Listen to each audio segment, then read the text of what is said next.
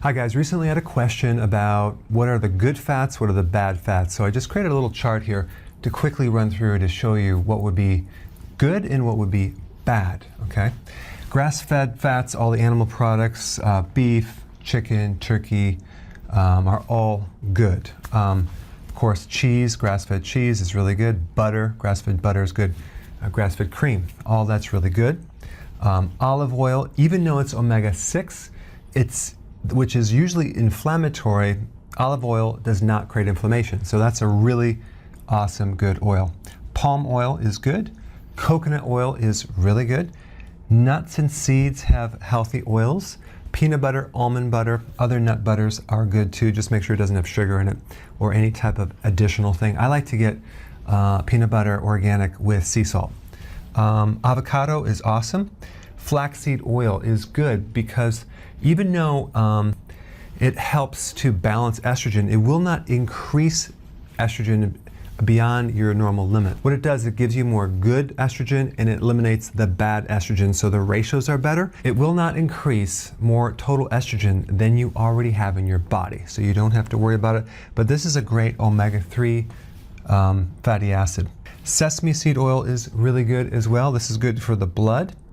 It's also in something called tahini. You can get it at the health store or any grocery store has it. So then we have lard, which is from pork, and tallow, which is from beef. So I'm not promoting that you're consuming large amounts of this, but if you're consuming different foods and it's in the pan, it is not a problem at all. The only thing is with people with gallbladder issues, if they consume too much saturated fats, it might aggravate the gallbladder. And these animal products are not grain-fed, they're grass-fed.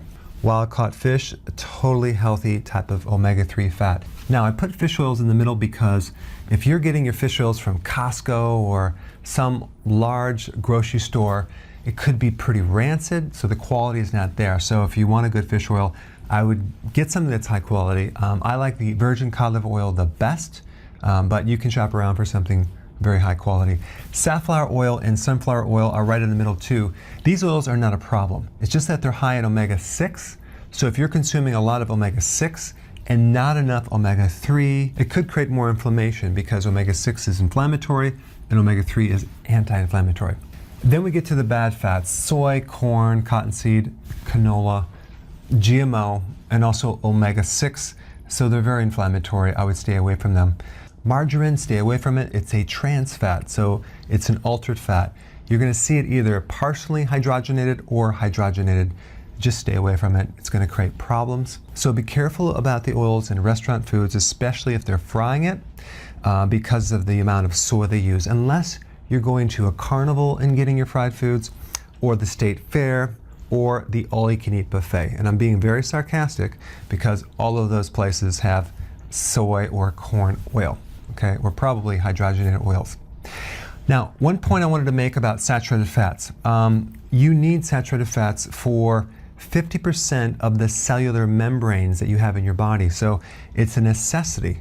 It's a beneficial thing. Now, I do want to bring up the fact that people are freaked out about saturated fats, but the Framingham study, which is an extremely large study over a long period of time, found some interesting data. I'll put a link down below. They found this, and you might find this hard to believe, that the more saturated fats that you eat, the less heart attacks you get, okay?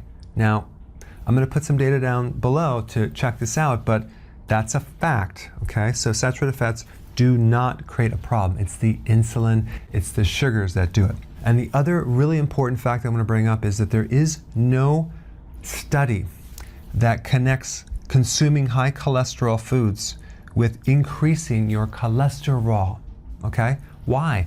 Because your body makes cholesterol, and if you eat more, it makes less, okay?